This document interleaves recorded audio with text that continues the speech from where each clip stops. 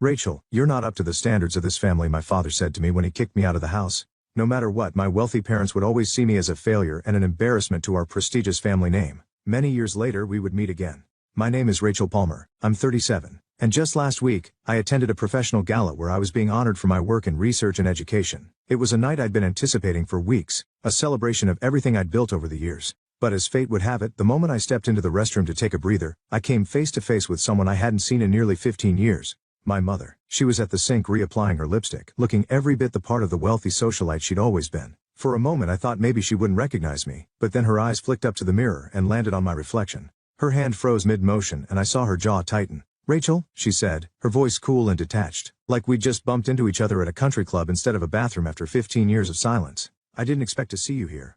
I steadied myself, gripping the edge of my clutch. "I could say the same," I replied, keeping my tone even. "What brings you here?" She turned to face me, her posture as rigid as ever. "Your father and I were invited. Of course. We've always been involved with organizations that support education. And you?" "I'm being honored tonight," I said, meeting her gaze. "For my work in research." Her expression barely shifted, but I caught the faintest flicker of surprise in her eyes before she masked it. "I see," she said, turning back to the mirror. "Well, I suppose everyone finds their way eventually." Her words brought me back to the day I walked out of that house for the last time. I was 19, and the years leading up to that moment hadn't been easy. In high school I struggled with depression, but in my family that wasn't something you admitted. "What could you possibly be sad about?" my mother had said once, her voice dripping with irritation when I tried to open up to her. "You have everything more than most kids your age. You're just making excuses." The truth was I'd been drowning. The pressure to be perfect, to live up to the Palmer name was suffocating. I tried to keep up, but my grades started slipping during my junior year, and by senior year I was barely holding on. My parents didn't see a kid who needed help. They saw a failure, an embarrassment. When I only got into a community college, my father's fury was unmatched. "This family has standards," he had said that night, pacing the living room while I stood there clutching my acceptance letter. "And you've done nothing but drag us down. You want to waste your life? Fine, but you'll do it on your own." I had been kicked out of the house. I remember the weight of that duffel bag as I left the house that night. It wasn't just filled with clothes, it held the reality of being completely on my own. My parents didn't even come to the door to say goodbye. My mother stayed seated on the couch, scrolling through her phone as if I didn't exist. My father had disappeared into his study after delivering his ultimatum. I felt invisible, discarded, like I'd never been a part of their world to begin with. For the first few weeks I stayed with a friend, sleeping on her pull-out couch while I tried to figure out my next steps. Community college wasn't glamorous, but it felt like the only thing I could control. I worked part-time at a diner to cover tuition and rent when I finally scraped together enough to move into a tiny studio apartment. It was a grind, balancing classes, work, and the overwhelming sense of failure that clung to me like a second skin. But something about being on my own away from their constant judgment gave me a flicker of hope. For the first time, I could breathe even if the air felt thin. My one-stone year at community college was a blur of late-night study sessions and endless shifts at the diner. I decided to study chemistry partly because I genuinely enjoyed it, and partly because I wanted to prove to myself and maybe even to them that I could excel in something challenging. It wasn't easy. My high school grades had been mediocre at best, and I felt like I was starting from behind compared to my classmates. But for the first time in years I wasn't under the crushing weight of their expectations. I could just focus on learning. I still remember my first chemistry exam. I'd spent weeks preparing, going over every formula, every reaction until I could practically recite them in my sleep. When the professor handed back the graded tests I was terrified to look, but there it was, a 92%. I nearly cried right there in the middle of the classroom. It wasn't perfect, but it was mine. I'd earned it. It felt like the first small step toward rebuilding myself after everything had fallen apart. Over the years, I evolved in ways I never expected. College wasn't easy, but I had learned how to work for what I wanted, and the more I gave, the more I saw myself grow. By the time I finished my associate's degree, I wasn't just a student anymore. I was someone who had learned how to fight for her place in the world. I transferred to a 4-year university, and while I still faced obstacles, I had learned how to push through them. The shy, insecure girl who barely got by in high school had become someone who could stand in front of a class, explain complex concepts, and hold her own. Chemistry, once a challenge, became my passion. I didn't just want to pass anymore. I wanted to excel, to prove that I wasn't the failure they thought I was. I worked part-time still, but I also started interning at local research labs, gaining experience that eventually led me to an opportunity I never imagined. Becoming a lead researcher at a nonprofit focused on advancing science education. It wasn't just a job, it was my way of giving back, of creating a space where other kids, the ones who were told they weren't good enough, could find their way too.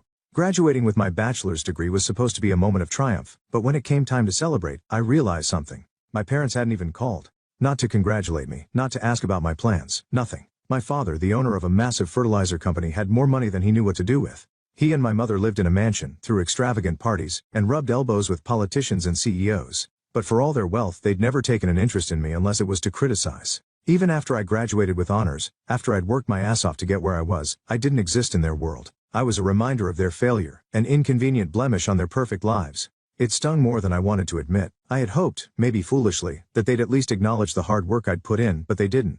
It was as if I never mattered to them, and that realization hit harder than I cared to admit. The only family member who bothered to show up at my graduation ceremony was Aunt Lydia. She was my mother's younger sister, the black sheep of the family. Lydia had never cared much for my parents' rigid standards, and while they shunned her for being too eccentric, she was always kind to me. She was the one person who would call on my birthday, even when my parents pretended I didn't exist. When I saw her in the crowd, I felt a lump form in my throat. She waved at me excitedly from the back, and after the ceremony, I found her in the parking lot waiting with a huge bouquet of flowers. "You did it, kid," she said, pulling me into a tight hug. "I'm so proud of you." It was a small comfort, but it was something. It wasn't the cold silence I'd gotten from my parents. Aunt Lydia was the one who reminded me that family didn't have to mean perfection, that love could come from unexpected places. She didn't care that I hadn't followed the straight path they wanted for me. She cared that I had made it on my own, no matter the hurdles. A few months after graduation, I was wrapping up a research project at the university when one of my professors, Dr. Collins, pulled me aside.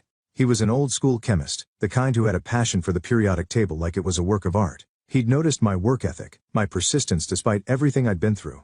"Rachel," he said, his voice low and thoughtful, "I've been in touch with some colleagues at Oxford University. They're offering a research opportunity in environmental chemistry, and I think you'd be a perfect fit." At first I thought it was a joke. Oxford, one of the most prestigious universities in the world? Me? But Dr. Collins insisted. He told me that this wasn't just a job. It was a chance to make real contributions to the field and that I deserved the opportunity. "Don't let fear hold you back, Rachel," he said. "You've proven yourself. Now it's time to take that next step." I applied hesitantly at first, not fully believing it could happen. The application process was rigorous and I wasn't sure I'd make the cut.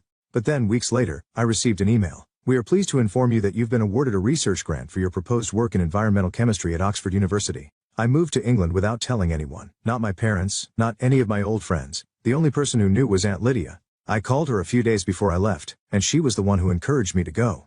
"You've worked too hard to let anything hold you back," she said. "Do this for yourself, Rachel." She understood why I needed to disappear, why I needed to escape the shadows of my past and carve out a new future without anyone's expectations hanging over me. I asked Lydia not to tell anyone else where I'd gone. I didn't want them to try and find me, didn't want the weight of their judgment pulling me back. So I left, boarding a plane to Oxford with nothing but a backpack, and the faint hope that this could be my chance to finally become the person I always dreamed of being. I settled into a small flat in Oxford, and threw myself into my work. The first few weeks were tough, the language, the culture, the isolation, but the more I immersed myself in my research, the more I felt at home. I was working on projects that mattered, things that could make a real impact on the world. The chemistry I studied was no longer just about passing exams or proving myself to my parents. It was about changing the future. As the years passed, I completed my master's degree, and then, driven by the momentum of my research, I applied for a PhD. The process was grueling, but I was determined. I had found my place at Oxford, and there was no turning back. After several years of sleepless nights and endless lab experiments, I earned my PhD, becoming a respected researcher in the field of environmental chemistry. After finishing my PhD, the next step seemed almost too surreal to grasp. I was offered a position as a professor at the University of Cambridge. It felt like a dream I never dared to chase. Not because I didn't think I deserved it, but because I never imagined I would be given the chance. I had worked so hard to get to this point, and yet, the recognition still felt like it was happening to someone else. At Cambridge, I was able to teach and mentor the next generation of students, something I hadn't expected to find so fulfilling. The freedom to shape minds, to pass on the knowledge and passion I'd gained was beyond anything I could have imagined back when I was struggling through community college. I had gone from being the girl who didn't belong to someone who could stand at the front of a classroom and be taken seriously. But there was still a piece of me that was always looking over my shoulder, wondering if anyone back home knew where I was, if anyone cared enough to find out. I hadn't heard from my parents since I left. No calls, no letters, no attempts to reach out. I wondered if they even thought about me. As my mother turned back to the mirror, adjusting her lipstick, I felt a familiar weight settle in my chest. Her words, "Everyone finds their way eventually," echoed in my head, and I couldn't help but wonder if she really believed it. I thought about all those years I spent trying to meet their expectations, all the ways they told me I wasn't good enough. The community college rejection, the years of silence, and the way they acted like I didn't exist once I walked out of their house. It felt like a lifetime ago, but standing there in that bathroom, the bitterness still stung. I had worked so hard to get to this point, leaving everything behind, moving to England, finishing my master's and PhD, becoming a professor at Cambridge. And yet, there she was standing in front of me, acting like my entire journey had been some kind of afterthought. I had gone from being the failure they cast aside, to someone who could now speak at international conferences, lead research and mentor young minds. And for what? To stand here and have her offer me nothing more than a cold acknowledgement? As she left the bathroom, I watched her glide out of the door back to the people she was comfortable with. I thought about the woman I had become, the woman who'd erased every trace of them from my life. I didn't need their approval anymore. I'd built a life on my own terms, and even though they would never understand, that was enough. The gala ceremony began shortly after my mother disappeared into the crowd. I took a deep breath, trying to shake off the weight of that encounter. The clinking of glasses, the of polite conversation. It all felt distant now. It was time to take my place, to step into the role I had fought so hard to claim. The stage was set, the lights shining down on the sea of well-dressed guests, and the moment I had been anticipating for months was finally here. I made my way to the front where they called my name, the words echoing through the room. Rachel Palmer, honored for her groundbreaking contributions to education and sustainable chemistry. The applause was deafening, but it felt strangely hollow, like I was listening to someone else's life unfold. I took the stage trying to maintain a calm exterior, but inside, all I could think about was the fact that I was standing in front of an audience of people who knew nothing of the path I had taken to get here. No idea what it had cost me to get this far. The spotlight hit me and I could feel my heart racing in my chest. This wasn't just a recognition of my work in chemistry. This was my way of showing the world that I was more than the person my parents had tried to make me believe I was. This was the moment where I stood on my own 2 feet with nothing to prove to anyone but myself. As I stood there still trying to absorb the magnitude of the moment, the host's voice rang out, drawing everyone's attention. And now, ladies and gentlemen, we have an exciting announcement. In recognition of the groundbreaking work in education and sustainable chemistry that will be honored tonight, a generous and anonymous donor has pledged a grant of $2 million to the recipient of this award. The room went quiet and I felt every pair of eyes in the room shift toward me. My heart raced. This extraordinary contribution is intended to support the continued efforts of the recipient's research and further their impact on the world of education. I blinked momentarily, stunned. $2 million. The number hung in the air, surreal and overwhelming, but the announcement wasn't directly for me. It was for the recipient of the award, someone whose name hadn't been revealed yet. I was still processing everything when I heard the host's voice continue. This grant, though anonymous, will be bestowed upon the person tonight who has demonstrated exceptional dedication to their work in advancing chemistry and education. For a moment, I didn't know what to think. The enormity of the sum, the way it would change someone's life was astounding. But there was something else in the air. Something I couldn't shake. The realization that the donor didn't know it would be me. They didn't know I was the one being honored tonight. As the announcement echoed through the room, my eyes wandered across the crowd trying to catch a glimpse of the people around me. But then something caught my attention. A subtle shift in the crowd. Near the back, just beside the exit, I saw him. My father. He stood up abruptly, his face twisted in disgust. His eyes met mine for a brief moment before he turned sharply and began to make his way toward the door. His movements were swift and deliberate, as if he couldn't get out of that room fast enough. I couldn't believe what I was seeing. The man who had rejected me all those years ago, the one who had kicked me out of his house, was leaving as soon as he heard the news of the grant. He didn't even stay to see who was being recognized for the award. My chest tightened as a mix of emotions washed over me. Anger, disbelief, and something darker, more bitter. This was the moment I had been waiting for. A moment where everything I had worked for was finally being acknowledged, and he couldn't even bring himself to stay in the room to witness it. He couldn't stomach the fact that the daughter he had written off was now standing at the front of the room, receiving everything he had always expected from someone else. As my father made his way toward the exit, I couldn't shake the feeling that something was wrong. The strange weight of his sudden departure settled over me, but before I could process it, the announcer's voice sliced through the room again. Ladies and gentlemen, the host continued, we are incredibly fortunate to not only have a generous donor for tonight's award, but also a longtime supporter of education and sustainable chemistry. The $2 million grant, which will be awarded to the recipient of this honor, has been made possible through the contributions of Mosaic Fertilizers, a company led by one of the most influential figures in the fertilizer industry. Mosaic Fertilizers, my father's company. I froze. The donor, the one whose generosity had made this award possible, was my father's company. My chest tightened as the truth hit me. The man who had spent years treating me like an embarrassment, the one who had walked out of the room when he learned of my success, was the one funding this recognition. The irony stung deeply. The same man who rejected my path, who disowned me for pursuing a life that didn't fit into his perfect image, had unknowingly backed the very award that would be the crowning achievement of my career. It was almost too much to process, too much to bear in that moment. I stood there stunned as the announcer's words continued to echo in my ears. The applause around me felt distant, like I was hearing it from underwater. The weight of the grant, of everything that had just been revealed, hung heavily on me. My heart pounded in my chest, and for a brief moment I couldn't process any of it. Thank you, I managed to say into the microphone, my voice shaky but steady enough. The words felt hollow, too small for what I was feeling, but I didn't have time to think about it. I had to get out of that room. I couldn't stand there another second basking in the recognition that felt so empty. I turned abruptly, walked off the stage, and without another glance at the audience I bolted for the back door. My steps quickened as I made my way through the hallway, heart racing, only one thought running through my mind. My father. I knew he'd left the room. I saw him walk out, his face a mixture of disgust and something else I couldn't quite read. But he couldn't just leave, not like this, not when everything had come full circle. I couldn't let it end like this, with him walking out on the one moment that proved everything he had tried to dismiss about me. I pushed through the door leading outside, scanning the area, my breath coming in quick bursts. There he was standing by his car, his back to me. My feet moved on their own, and before I could stop myself I was running. "Dad," I called out, my voice almost cracking as I rushed after him. He didn't look back at first, his shoulders stiff, but when he finally turned around I saw the bitter expression on his face. He had that same look I remembered from all those years ago, like everything was an insult to him. "What is it now, Rachel?" he asked sharply, his voice colder than I'd ever heard it. "You think I'm going to congratulate you?" I stopped just a few feet away, my heart hammering in my chest. I knew what this was about. He had no idea who the recipient of the grant was until they called my name. Until that moment, he thought he was just funding some good cause, sending money to the foundation, believing it was going to some worthy academic or researcher he could proudly point to. He didn't know it would be me standing there on that stage. He sneered, his lips curling into a bitter smile. "I don't know whether to be disgusted or impressed, but here you are, taking my money. I'm sure that's exactly what you wanted, right?" I could see the resentment in his eyes. The grant, $2 million, had come from Mosaic Fertilizers, his company. But once the money was donated to the foundation, it was entirely out of his control. They had chosen who would receive it, and they chose me. The irony hit me like a wave. "I didn't ask for this," I said, keeping my voice steady despite the rush of emotions. "I never asked for your money or your approval. I earned this on my own, just like everything else." His eyes darkened and he shook his head. "It doesn't change anything. You're still the failure I kicked out of my house all those years ago. No grant or award is going to change that." I felt a rush of anger, but I pushed it down. "It doesn't matter what you think anymore. I've made my own life. And if that money came from you, it doesn't mean anything to me." I turned my back on him without saying another word, my heart pounding in my chest. I didn't need to argue with him anymore. He wouldn't understand. And truthfully, I didn't need his approval. I had spent so many years trying to prove myself to him. And for what? To be here at this moment with everything I had worked for, only for him to stand there bitter and resentful of my success?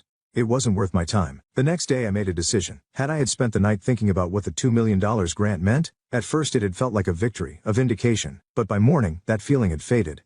It wasn't my victory, it was just another reminder of everything I had escaped. The money tied to his company was never going to erase the years of pain and rejection. It wasn't going to heal the part of me that he had broken when he kicked me out of the house all those years ago. So I donated the entire sum, every last cent of it. I didn't want it, not from him, not with the strings that came attached to it. Instead I directed it toward funding scholarships for underprivileged students who had been overlooked, underestimated, and written off. I wanted to give them the chance to build something for themselves without being crushed under the weight of expectations that didn't belong to them. The money that had once been tied to rejection and bitterness was now part of something greater, something that would outlast the sting of my father's judgment. I felt a quiet satisfaction as I pressed the donation button. For the first time I realized that I didn't need his money, his approval, or his recognition. I had built my own legacy, one that would live on far beyond the walls of that gala. During my mom's funeral, my husband asked, "What will you inherit?" I said, "Nothing." He yelled, "Leave this cheap woman's funeral. If you don't come home now, you'll be on the streets." My dad overheard and said, "She'll live with me." He then grabbed the mic and said something that left my greedy husband stunned. Now, he's begging for a second chance. "My name is Olivia. I married Ethan when I was young and full of dreams. We were high school sweethearts, and I believed we'd be happy forever. My father, a businessman who owned a furniture factory, gave us a beautiful house as a wedding gift. For years after we got married, our son George was born. As time went on, I dedicated myself to being the perfect wife and mother. I kept our home spotless, cooked delicious meals, and made sure George had everything he needed. Meanwhile, Ethan worked as a sales manager, but his career wasn't going as well as he had hoped. One night, he came home angry and frustrated. "I can't do this anymore, Olivia," he yelled, slamming his fist on the kitchen table. The loud noise startled me. "I'm working so hard, but it feels like I'm getting nowhere." I tried to stay calm. "What do you want me to do about it?" I asked. His face brightened suddenly. "Your dad. He could give me a job at his factory, something senior. Can't you talk to him for me?" I hesitated. My father was always fair in his business dealings, and I didn't want to ask for special treatment. But when I saw the desperate look in Ethan's eyes, I nodded. "Okay, I'll ask him." The next day I visited my father at his office. I felt nervous as I spoke.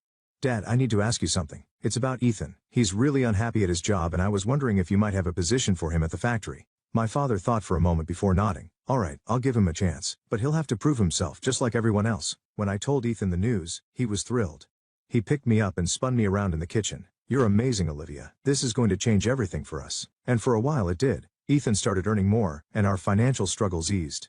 But as one problem went away, a new one began. My relationship with Ethan's mother, Judith. Judith was very protective of her son and never really liked me. She often came over uninvited, criticized how I ran the house and demanded my attention constantly. One afternoon as I was trying to prepare dinner, Judith barged through the front door. "Olivia," she said sharply, "I need you to take me shopping right now." Judith said. I clenched my teeth. "Judith, I'm in the middle of cooking. Can it wait until tomorrow?"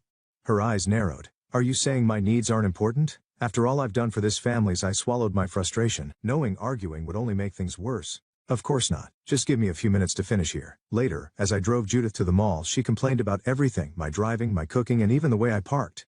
I couldn't help but wonder how my life had turned into this. I used to be smart and independent, but now it felt like all I did was cater to everyone else while my own dreams faded away. One especially bad afternoon, Judith stormed into the house without knocking, as always. "Olivia," she shouted, her voice already grating on my nerves. "I'm hungry. Make me something to eat." Biting back a sharp reply, I set aside the laundry and dragged myself to the kitchen. As I cooked, Judith sat at the table, criticizing everything I did.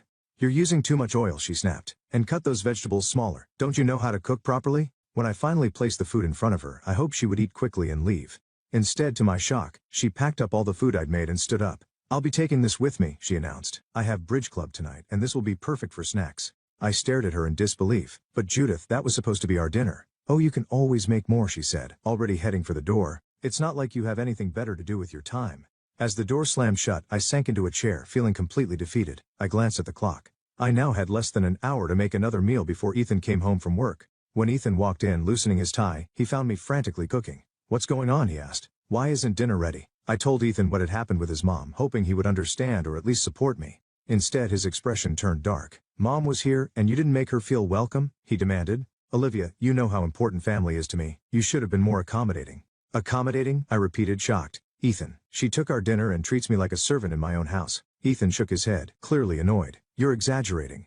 Mom just wants to feel loved and appreciated. Is that really too much to ask?" We ate the quickly thrown together meal in silence. Sitting across from Ethan, who once was my best friend and high school sweetheart, I felt like I was looking at a stranger. The growing distance between us was impossible to ignore. One evening, Ethan came home from work in a terrible mood. His face was red with anger as he slammed the door shut. "Olivia," he shouted, "your father is a tyrant, a bully. He humiliates people and uses them like pawns in his little games." I froze, shocked by his words. My father had always been kind and fair as far as I knew. "What happened?" I asked carefully. Ethan's eyes burned with fury. "I stood up for an employee today. Your father was treating him unfairly and I couldn't just sit there and watch. Do you know what your precious daddy did? He fired me. Right there, on the spot." My head spun. This didn't sound like my father at all. "There must be some misunderstanding," I said. "Let me talk to Dad, and hear his side of the story." "No," Ethan yelled, making me flinch. "You will not speak to your father. You will not speak to your mother. As far as we're concerned, they don't exist anymore. Do you understand?" I trembled, too shocked and scared to argue. "Okay," I whispered. In the days that followed, Ethan found another job and started earning well again. But something between us had changed. The love and warmth I used to feel for him had been replaced by fear and resentment. As the years went by, our son George grew up. He often asked about his grandparents, but Ethan would shut down the conversation every time. "You have one grandmother," he would say firmly. "My mother, that's all you need to know." When George got ready to leave for college in another city, I felt a mix of pride and sadness. My baby was growing up, but I couldn't shake the feeling that I was losing the only ally I had in the house. Over the next few years, my life fell into a dull routine. Every day felt the same, and the dreams I once had seemed like a distant memory. I did everything Ethan asked and put up with Judith's constant criticism. Without George around, their treatment of me became even worse. One afternoon, while I was scrubbing the kitchen floor under Judith's watchful eye, the phone rang. I reached for it, but Judith snatched it away. "I'll answer it," she snapped. "You focus on cleaning that floor. I can still see spots." I clenched my teeth and went back to scrubbing, but I couldn't help overhearing her side of the conversation. "Yes. This is Olivia's residence," Judith said, her tone dripping with disdain. "Who? Her father? I'm sorry, but Olivia isn't available to speak with you. Please don't call again." I froze and looked up. "Wait," I called out, but Judith had already hung up the phone. "That was your father," she said coldly. "I told him not to contact you again. You should be thanking me for protecting this family from those toxic people." Anger surged through me. "You had no right to do that," I said, my voice shaking. "He's my father. I should have been allowed to speak to him." Judith's eyes narrowed. "You ungrateful little." Before she could finish, Ethan walked in. "What's going on here?" he demanded. Judith immediately put on a hurt expression. "Oh, Ethan," she said, her voice trembling. "Your wife is being so disrespectful to me after everything I do for this family." Ethan turned to me, his face dark with anger. "Is this true, Olivia? Are you disrespecting my mother?" I opened my mouth to explain, but the words wouldn't come. I realized with a sinking heart that it didn't matter what I said. Ethan would always take Judith's side. A year passed after that phone call from my father. My life continued in the same suffocating routine, with Ethan and Judith tightening their control over me. Then, on a cool autumn morning, everything changed. The phone rang while I was making breakfast. Ethan was in the shower, and Judith hadn't arrived for her daily inspection of my housekeeping. For once, I was able to answer the call without anyone interfering. "Hello," I said hesitantly. "Olivia, is that you?" The voice on the other end was familiar but distant. It was my father. "Olivia, it's your mother. She's very ill. The doctors don't think she has much time left. She needs you. We both do." I felt a wave of emotions, sadness, guilt, and longing. Just then, I heard the bathroom door open. Ethan would be downstairs any minute. "I'll try, Dad," I whispered. "I promise I'll try." Then I quickly hung up the phone. When Ethan came into the kitchen, I was trying to stay calm. "Who is that on the phone?" he asked, his voice suspicious. I took a deep breath. "It was my father," I said quietly. "My mother is very sick, Ethan. She's dying. I need to go see her." Ethan's face hardened. "Absolutely not. We've been through this, Olivia. Your parents don't exist for us anymore." Something inside me broke. For the first time in years I stood up to Ethan. "I'm going," I said firmly, "with or without your permission. She's my mother, and I won't let her die without saying goodbye." Ethan's jaw tightened, his anger barely contained. "Fine, one day, that's all you get. Then you come back home where you belong." I nodded, too afraid to say more. One day was better than nothing. My hands trembled as I picked up the phone and called my son George. When I told him what was happening, he surprised me by immediately offering to go with me. Relief washed over me. The next morning George and I drove to my childhood home. When we arrived, my father greeted us at the door. He looked much older than I remembered, his face lined with grief. Without a word he pulled me into a tight hug. He led us to my mother's room. She was lying in bed, pale and weak, but her eyes lit up the moment she saw me. "Olivia," she whispered, her voice shaky as she reached out a trembling hand. "My baby girl." I rushed her side and held her hand tightly. "Mom, I'm here. I'm so sorry. Can you forgive me?" She gave me a soft smile. "There's nothing to forgive, sweetheart. I'm just glad you're here now." We spent the whole day by her side, sharing memories and trying to make up for the years we'd lost. As the sun began to set, her breathing grew shallow. She squeezed my hand and looked into my eyes. "Olivia," she said softly, "promise me something. Promise me you'll live your life. Really live it. Don't let anyone cage your spirit again." Tears streamed down my face as I nodded. "I promise, Mom. I promise." She smiled one last time, then closed her eyes. Her hand went limp in mine. She was gone. Suddenly my phone started ringing non-stop. I didn't need to look to know it was Ethan. I stepped into the hallway to answer, my heart heavy. "Where the hell are you, Olivia?" Ethan's angry voice barked through the phone. "You were supposed to be back hours ago." "Ethan," I began, struggling to keep my voice steady. "I can't leave yet. My mom just passed away. I need to stay for the funeral." "Absolutely not," he roared. "I told you one day and that's all you get. If you're not back by tomorrow, don't bother coming back at all." His words were both a threat and a promise. For a moment I felt the urge to give in, to rush back to the life I knew, but then I thought of my mother's final words, urging me to truly live my life. "Fine," I said, my voice steadier than I expected. "I'm staying." Before he could respond I ended the call, my heart pounding. For the first time in our marriage, I had defied Ethan. It was both terrifying and freeing. The next few days passed in a blur as we grieved and prepared for my mother's funeral. On the day of the funeral, we stood quietly around my mother's grave. My phone started ringing again. Ethan's name lit up on the screen. Without thinking I hit the speaker button, planning to silence it quickly. Ethan's loud, angry voice echoed for everyone to hear. "Olivia, this is your last chance. If you don't come home right now, I swear I'll come and drag you back myself, you ungrateful piece of trash, after everything I've done for you." Embarrassed and furious, I quickly ended the call. My face burned with shame, and I could feel the stunned eyes of everyone around me. George looked furious, his jaw clenched tightly, and my father's expression was filled with concern. After the service ended, my father gently pulled me aside. "Olivia," he said softly, "we need to talk." We walked to a quiet corner of the cemetery. My father took a deep breath, his face serious.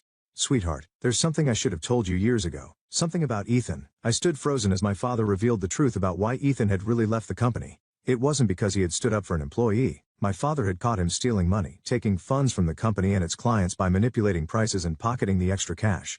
"I fired him to protect the business and our clients," my father explained, his voice heavy. "I didn't tell you at the time because I thought you loved him. I didn't want to come between you. But now, hearing how he treats you and seeing the life you're living, I can't stay silent anymore." It felt like the ground beneath me had disappeared.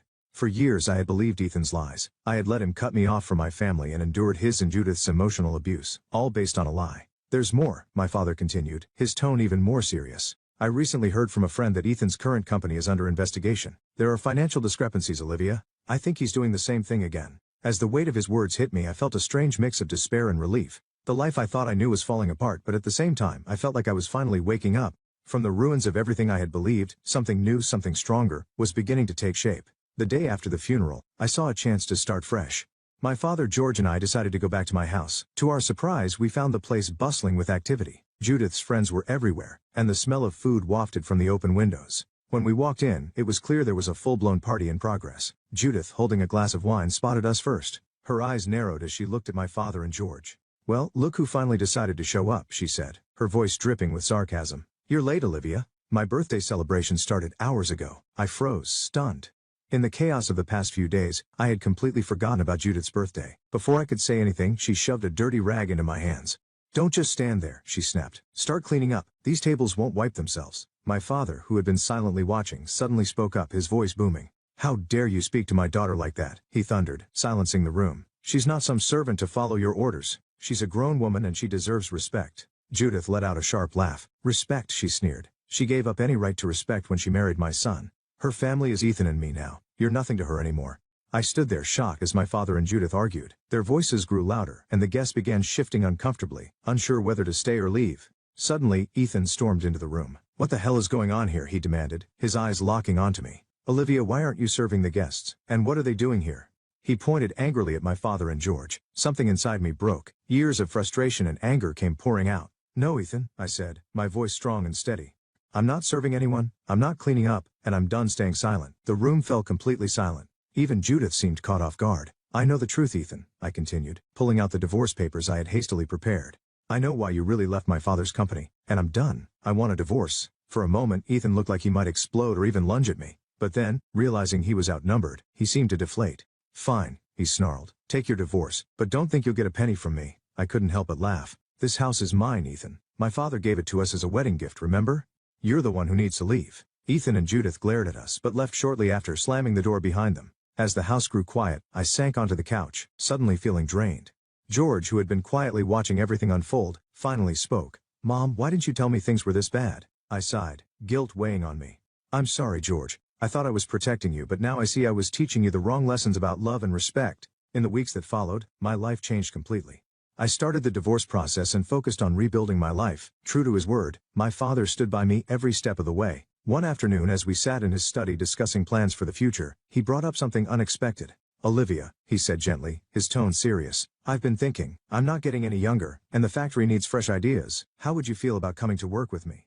I blinked, surprised. "Me? But Dad, I don't know anything about running a business." He chuckled. "Neither did I when I started." "You're smart, Olivia. You can learn. Besides, it's time you had a chance to spread your wings." Over the next few months, I dove headfirst into learning the ropes of the business. My father was a patient teacher, guiding me through everything it took to run the furniture factory. To my surprise, I discovered a passion for design and innovation I never knew I had. Meanwhile, the divorce dragged on, with Ethan fighting me at every turn. He even contested the ownership of the house and tried to turn George against me, but in the end, justice prevailed. I was awarded the house and financial compensation for the years of emotional abuse. Ethan, on the other hand, faced charges for his fraudulent activities. Deep in debt and with his reputation ruined, he could no longer hold senior positions. Judith's influence over my life also faded. The last I heard, she had moved in with a distant relative, her social circle shrinking after the truth about Ethan came to light.